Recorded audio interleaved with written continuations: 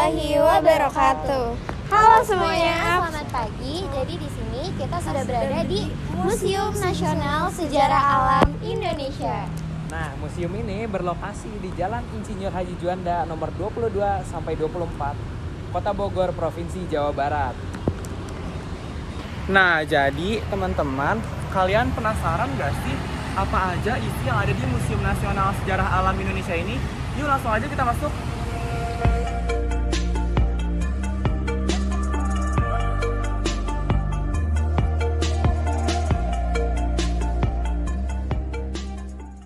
Halo semuanya, sebelum kita ngajak kalian untuk melihat apa aja sih isi dari museum ini, kita akan perkenalkan diri terlebih dahulu. Yang pertama, saya adalah Sabrina Lutfia Rahmawati. Yang kedua ada rekan saya yaitu Muhammad Rizky Dwi Saputra. Yang ketiga ada Clara Surya. Dan keempat ada Bramastana Narasatya. Nah, untuk harga tiket masuk ke museum ini dari Senin sampai Jumat itu harganya 15.000 per orang. Sedangkan Sabtu, Minggu, dan hari libur atau tanggal merah harganya 25.000 per orang.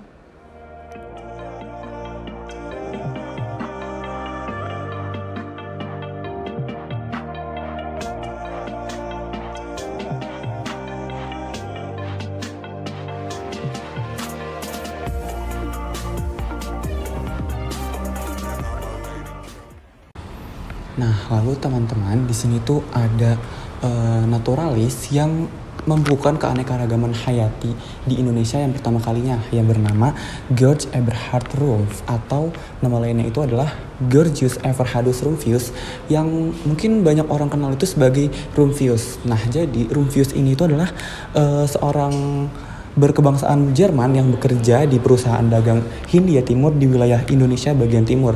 Nah, dia ini lahir di Wolfersheim yang tak jauh dari Frankfurt, Jerman pada tahun 1627.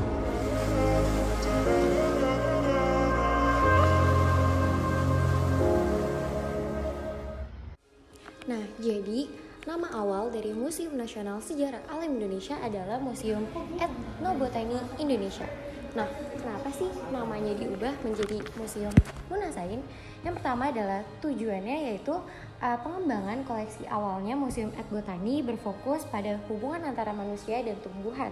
Namun, seiring berjalannya waktu, koleksi museum diperkarya dengan berbagai spesimen lainnya seperti hewan, fosil, dan mineral.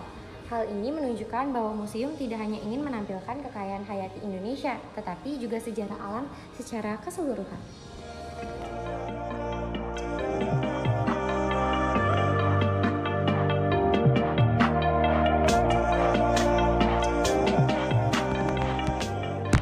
Berikut merupakan koleksi perahu layar pada tahun 1980-an yang berlokasi Pelabuhan Ratu, Sukabumi, Jawa Barat.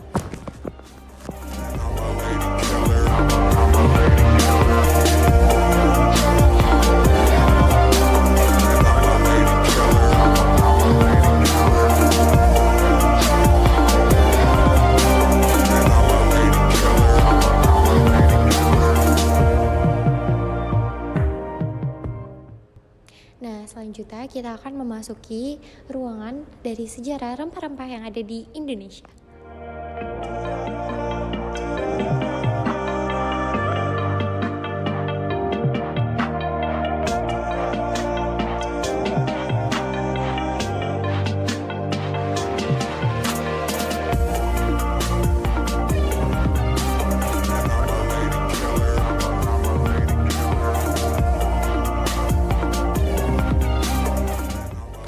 Ruang kerja, ilustrasi botani, dan perpustakaan Tempo dulu. Hasil penelitian keanekaragaman hayati Indonesia tersebut kemudian dituangkan dalam berbagai media, antara lain ilustrasi gambar untuk tumbuhan yang dikenal dengan botanical illustration, untuk membantu identifikasi jenis tumbuhan terutama mendukung informasi jenis baru tumbuhan yang ditemukan. Ilustrasi botani di Herbarium Bogorians tercatat sebanyak 1.500 gambar yang sebagian besar ilustrasi tersebut digambar tahun 1930-an. Nah, jadi ini adalah tempat proses penggambaran atau yang biasa disebut botanical illustration. Nah, jadi di sini adalah laboratorium tempo dulu untuk analisis pemanfaatan tumbuhan. Eksplorasi pemanfaatan tumbuhan Indonesia dilakukan dan diteliti lebih lanjut untuk mengetahui potensinya sebagai obat, kosmetik, dan lainnya. Penelitian tumbuhan di laboratorium pertama kali diinisiasi oleh Melchior Thorpe. Keberhasilannya menarik ilmuwan asing untuk melakukan kegiatan penelitian di laboratorium untuk mengungkapkan peri kehidupan alam hayati Nusantara. Namanya diabadikan pada Laboratorium Thorpe yang sampai saat ini masih bisa dilihat di dalam Kebun Raya Bogor. Laboratorium Thorpe sudah melahirkan berbagai hasil penelitian yang mendunia. Salah satunya adalah penemuan mycorrhiza.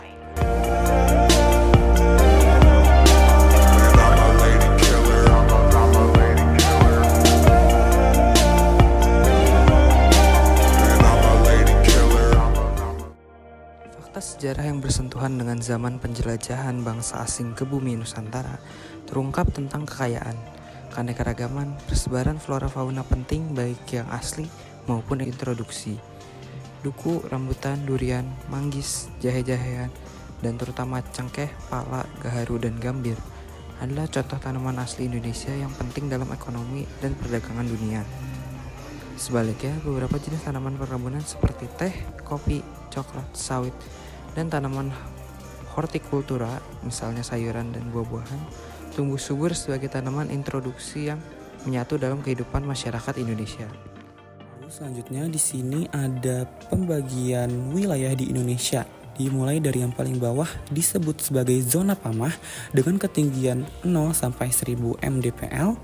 Lalu di atasnya ada zona subpegunungan dengan ketinggian 1000 sampai 1500 mdpl.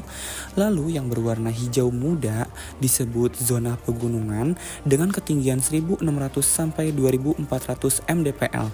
Lalu yang warna hijau lebih muda lagi disebut zona subalpin dengan ketinggian 2500 sampai 4000 mdpl. Nah, selanjutnya yang berwarna kuning disebut zona alpin dengan ketinggian 4100 sampai 4500 mdpl, dan yang terakhir yang berwarna putih disebut sebagai zona salju dengan ketinggian lebih dari 4600 mdpl. Nah, jadi di belakang kita ini ada lorong tentang hutan di Indonesia beserta kayu-kayu penting yang ada di Indonesia. Dan juga ada permainan tradisional anak-anak. Dan juga ada jenis-jenis alat musik yang dari bambu. Dan juga ada pelindung kepala. Nah, ayo kita lihat.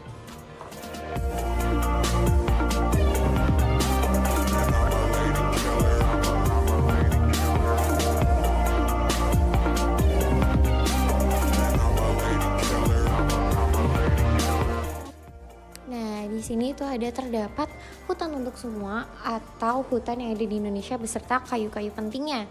Hutan ini terdapat tumbuhan angsana, kemudian ada tanaman leci, dan ada kayu jati sebagai kayu penting di Indonesia. Di sini juga ada beberapa kayu penting lainnya yang berada di Indonesia. Karena Indonesia dikenal sebagai negara tropis dengan keanekaragaman hayati yang sangat besar di dunia. Di antara sumber daya hayati yang beragam, salah satunya adalah tumbuhan pohon berkayu yang merupakan sumber bahan papan.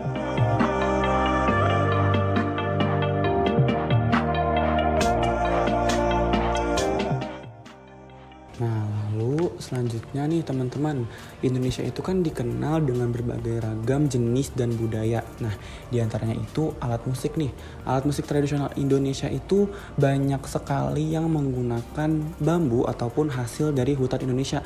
Contohnya itu adalah angklung. Nah, jadi di sini tuh ada beberapa jenis angklung.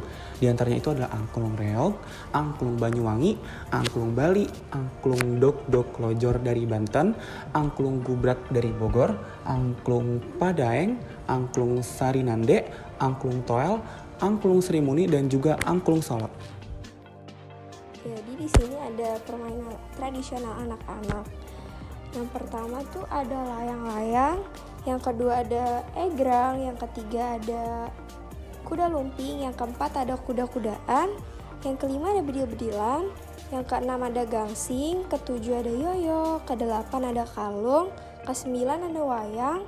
Kesepuluh ada belandringan. Kesebelas ada congklak. 12 ada takral. Ke-13 ada topeng-topengan. Ke-14 ada golek-golekan. Yang ke-15 ada kuda-kudaan. Yang ke-16 ada kelosan benang. Dan yang terakhir ada mobil-mobilan. Nah, setiap kelompok masyarakat di Indonesia mempunyai pelindung kepala yang khas sesuai kondisi sosial budayanya. Fungsi untuk pelindung kepala itu ada untuk melindungi diri dari matahari dan hujan, fungsi estetika, dan fungsi sosial budaya atau adat istiadat. Untuk contohnya, ada topi rotan dari Sumatera Utara, topi dari daun taal dari Bali, topi dari bambu dan pelepah palem dari Jawa Barat, tudung dari Kalimantan Timur, tudung dari bambu dari Sumatera Barat, topi daun taal dari Bali juga, topi daun lontar dari NTT, palo-palo enggala dari Sulawesi Selatan, topi kropiak pakai daun siwalan dari Jawa Tengah, tudung dari bambu yang dari Kalimantan Timur, topi dari daun pandan dari Bangka Belitung, dan yang terakhir topi dari daun lontar dari Nusa Tenggara Timur. Halo semuanya, segitu aja berita yang dapat kita sampaikan kepada kalian tentang apa aja sih yang ada di dalam Museum Nasional Sejarah Indonesia. Nah, kami pamit undur diri. Terima kasih, mohon maaf bila ada kata-kata yang salah. Wassalamualaikum warahmatullahi wabarakatuh. Jangan lupa komentar guys.